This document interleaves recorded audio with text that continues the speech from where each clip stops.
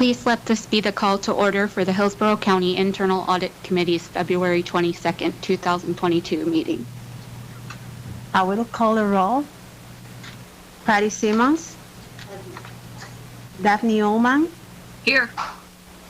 Cheryl Burton. James Shepard. Here. Chair, you have a quorum. You may start the meeting.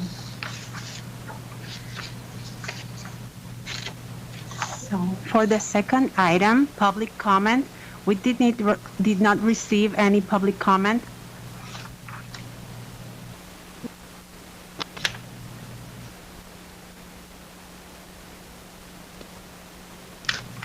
We might go to the third item. Is there a motion to approve the minutes from the last meeting? Is there a second? Second. James Shepard motion. Cheryl Burson seconded to approve the meetings. I'll go ahead and start the presentation. Okay, great. If you could put up. We may go with the fourth item. So I'm going to share my screen.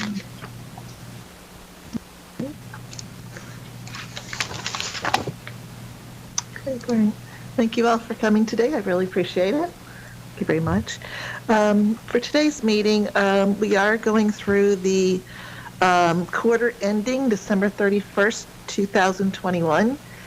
This is a crossover meeting where we're completing one calendar year audit plan and we're going to be starting a next calendar year audit plan. So you will see a little bit of a change in our presentation today. So the next slide, please. And all of our committee members are here today. Next slide. So the agenda is basically the same agenda as we get each quarter, with the exception of bringing in, folding into it the 22 annual audit plan. Next slide, please. So this risk environment, I did update that when the board had approved the 22 annual audit plan. So this plan here talks a little bit about the risk environment as it was in 21 and carried into 22. And what we found was the highest risk areas for 22 really fall into 5 categories. And those are the COVID-19 response and recovery, organizational personnel changes, technology and cyber resilience, outsourced processes, and recent changes to laws, rules, regulations, and county ordinances. In relation to the COVID-19, the county still remains in a high level of new cases, as you're seeing across the entire United States. We still have programs that are designed to assist citizens as they were affected by job loss or closures. And we're still finding some processes that are shifting from a response to a recovery response. For the organizational personnel changes, we've had a couple personnel changes this last year. We had some reorganization under the county administrator's area. We also had, as you're seeing across the whole nation, there are issues with, employee retention and succession planning. And we did experience a little bit of turnover at the top. But I wouldn't call it significant at this point, but there was an increase. One of the other organizational changes we're finding is with the water resource meter reading. That department, what they're doing is they're putting in a new process from when they're actually reading the meter all the way until the invoice gets processed. And they're also changing some of their technology to the advanced metering structure. So that project would probably be completed in 22, possibly into 23, depending on how things changed within the government. All those outside influences. So we would be looking at that probably in 23 or 24. Once it gets implemented, we'll take a look at that for any risks there may be. Next slide, please. For technology, cyber resilience, Not a lot of changes from the last quarter. We're still really focusing on that area. Outsourced processes, not a lot of change in that area as well. That's still about the same as last quarter. And, recent changes to laws, rules, regulations, county ordinances. One of the things I think that does change from quarter to quarter is those CDC guidelines. But we didn't have a lot of real big other changes to written guiding principles. But the legislation is in session right now, so if there are going to be big changes, probably be within the next quarter. Okay. Next slide, please. So for the trending information, this slide here is the information that I share quite often with the county administrator. We meet on a monthly basis, and I do meet with senior staff as well. Like I said, with the COVID-19, the county is still shifting from an emergency response over to the recovery. For environmental, that's still a very high topic for the county. We are trying very hard to minimize the negative impact to the environment. The business transformation modernization. This is that big Oracle project that we're working on. It's a very large implementation, about 2 years into the making on this one. And we are expecting an item to go to the board in sometime in March that may push that project go live dates from middle of March to the end of September. And then the Oracle, who's the implementer, would be on site probably for another 60 to 90 days to provide technical assistance. Our audit would also go through probably about the end of the year because there are some of our audit steps that will be performed after go live. Okay. The annual risk assessment, you all had taken a look at that during the last quarter, and the board did approve the audit plan per your recommendation. For financial management, again, we just anticipate some budget impact in 22 and 23, and a lot of that's due to the COVID pandemic, the response. We didn't have any major events other than the COVID issues. Technology, we've already talked about that. For the transportation, I think you all know that the court had cited on a class action for the 1 cent transportation tax. The county is still working with the court systems to determine who would be responsible for reimbursing of those collected taxes, and then what timing that would be. But it's still a court decision at this point in time, so I don't really have a big, an update for you all. The organization changes, we went through some of those in the earlier slide, but one of the couple of things here had changed I hadn't mentioned, and that was with the solid waste management. That has been an organization change, and now it's its own department. The MSB or MBE and SBE programs have now been moved as a separate division. And then they also brought the Arts Council of Hillsborough County in underneath the Board of County Commissioners. That had been an independent agency prior to this quarter. And I'm really happy to say that we, as a county, had received 2 awards for the Fleet Management Department. They were recognized as the #1 public fleet for the year, and then also Bob Stein, which is our director, was recognized as the Fleet Manager of the Year. So that's 2 big national awards that we're really happy to have received. Next slide, please.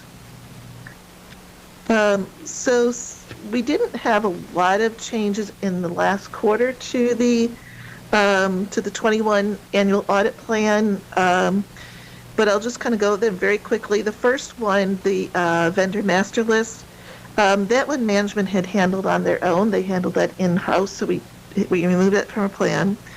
The 2 cone of silence, those when we performed the project, we found out that we did not identify any material issues. Therefore, we didn't have any monitoring for those 2. The property registration activities, the cost analysis, management no longer needed those assistants. They went a different direction on that. And then the last 2 that are that are listed here, we moved those to the 22 annual audit plan. So you'll see those in a slide coming up. At this point in time, we don't have any unjustified restrictions or limitations. Everybody's working very well with our department, so we're really happy about that. Next slide, please. So this is the 21 annual audit plan. You've seen that the last 3 quarters, and it had quite a few items on here. Most of these have either been moved, either they're complete, they're in process, or they were moved to the 22, with very few exceptions. So if you go to the next slide, Arabelle. So this is what we're looking at for the 21 annual audit plan. You can see that we have 5 projects from the 21 plan that are still in progress as of the 31st of December, I should say. The Policies and Procedures Manual and Training Program, we expect to have that completed by the end of March, possibly mid-April, but that's really close to being completed. The Vertical Process Monitoring, that's in progress right now, where we've actually made a lot of progress on that. There's still a couple of things that that management is still still implementing, excuse me. So there may be a little bit of that we may push off another month or 2 just to give them a little bit more time if they need it. We'll have more information in the next meeting. The Oracle Cloud implementation, we've talked about that already, how that might be getting pushed out to the end of September. We'll know at the end of the next meeting I can report that. The Water Resources External Audit Repeat Audit Finding, we're monitoring that. And that's too early to really close out because we are waiting for something to go through procurement on that. And the Cone of Silence investigation, looking at that, I think we've issued that one already. Pretty sure we did. I know that we had gotten some paperwork on that. I think we've done that. And then we didn't have any in the reporting stage as the 31st. So the next slide. Yep. So in calendar year 2021, we had a total of 28 projects that our office had completed and actually issued. And there's the dates on here. I'll just go over the ones that were the quarter. The COVID Advisor Services, that one we finished in the last quarter. Under Cone of Silence, we had 3 that we had completed. We didn't have any special review projects this year. Under the FollowUp Monitoring, we had, let me see, 1, 2, 3. We had 4 that we finished in the last quarter. For Management Assistance, we had 1 that we completed in that quarter. And then we had 2 administration projects that we completed in the last quarter. So you want to go to the next slide. So the follow-up monitoring, this starts on January 1 of 2021. It goes through December 31st of 21. And we started out with 12 risks that we were monitoring. And we cleared 10 during the year, but we also added 10, so we're still at 12 as of the 31st of the year, which really isn't a significant amount with the amount of audits that we're performing. So we're doing pretty good of adding and clearing those about the same time period. If you go to the next slide, Arabelle, for the fiscal year productivity, yes. So this slide looks a little bit different than how we had. We had a table before and it was just getting too cluttered. So what we did this year is instead we made a graph on that for the prior years, and we're just showing just this fiscal year. So we're showing the first quarter of this fiscal year. We're right now sitting at 11 projects that had been completed in the last quarter of 21. Calendar year 21, which is the first quarter, fiscal year quarter. So we're running about 1.67 audit-related projects per person, full-time employee, and 3.67 if you add all those other smaller items to that. So we're right on target this year, as we usually are. If you go to the next slide. So this is something that's new here. This is the audit plan. I don't think there were many changes, if any at all, from the time that you had recommended it until the board changed it. or approved it, excuse me, approved it. I don't believe that they had any changes. I don't recall them requesting anything in between that. But what you'll see is there's 16 projects listed on here, and 7 of those are in progress as of today. And of course, as the 31st, they wouldn't have been in progress, right? So that's about all I really have on my presentation. I don't know if you have any questions, concerns, comments. Just my curiosity. That's right. On the code of silence investigations, are they with regard to vendors, suppliers? Yeah, those are. With There we go. Yeah. Yeah, those are, the cone of silence, what that is you have somebody who is generally a supplier or a supplier or service provider. And as they're going through the procurement process, there's the cone of silence where they cannot communicate with somebody who would be making a decision on whether or not they would give them the business. So, so the way that works is if there's a communication, then that employee, commissioners, an executive would notify our department or the procurement department to say that they've been notified. But we find that a very high percentage of those are just administrative in nature, and there's nothing more to them. But we do have occasionally a couple a year where we do need to get a letter out to that business to just explain to them again the cone of silence. So that's why sometimes you'll see them on the audit plan as a project, but then they drop off as a monitoring. okay. Mhm. And does the audit function also look at the effects of in personnel issues, i.e. the water project, that if we go, I'm just going to jump in. That's right. That's If okay. we go to a more technological function for meter reading, Right. it would seem that that would have a necessity to affect personnel or number of FTEs. Right. And is that part of the consideration of the audit function? Yes, it will be. On this particular project, they do have a consultant, an outside consultant that's working with the department to make those implementations. So it would fall underneath that guidance of the consultant. But we would go in once the implementation is complete, we would go in and actually take a look at those types of risks, including, as well as some other ones. But on this one here, I think, basically what they had in place was just getting a little bit outdated. And so they need to bring in some new technologies. Yeah. Well, that's understandable. Right. I can see that the risk for Mhm. individuals who had been reading the meters Right. physically Mhm. may have changes to their job function. Right, yep. Yeah, and that happens a lot with technology, right? Yeah, where people get shifted into another position or what they're going to do with that, yeah. And I think it's just too premature right now to know exactly the impact on that. But I would expect there to be some changes in job requirements in that or job duties. Mhm. Yeah. Good questions. Yep.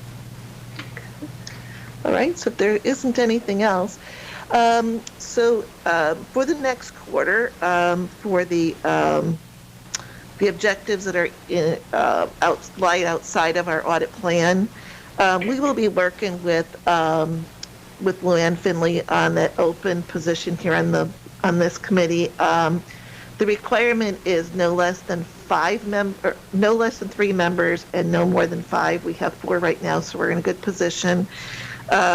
We did advertise at one time. We didn't get any applicants, but it was over the holidays, and that's always kind of a hard time to get applicants for some of these volunteer positions. So we don't know exactly what day that's going to be re-advertised. but I would think it's probably going to be later in February to mid-March. So we will try to hold our next meeting after we get those applicants. And Arabelle will be in touch with you on some of the dates for that. But that leads us to, the audit committee's goals. So what we will do is, once we get some applicants, our office will do some pre-screening of those. And then we will summarize that for the committee. And then at the next meeting, hopefully the next meeting, you all will be able to review those applications and then make a recommendation for appointment to the Board of County Commissioners. And then that next meeting to the board, they would actually determine if they're going to appoint or not, and who they would report, who they would do that. That was terrible English. But anyway, with the next slide, so I think that that's all we have for today. It was a very short meeting because, like I said, we expected to cover a couple more items, but we just weren't able to do that today. So anyway, we appreciate everybody coming to the meeting. Thank you very much. And so, Chair, if you would like to adjourn the meeting. The meeting has been adjourned. Thank you, everyone. Thank Thank you you. very much. Thank you, Daphne. And it was at 2:51 p.m.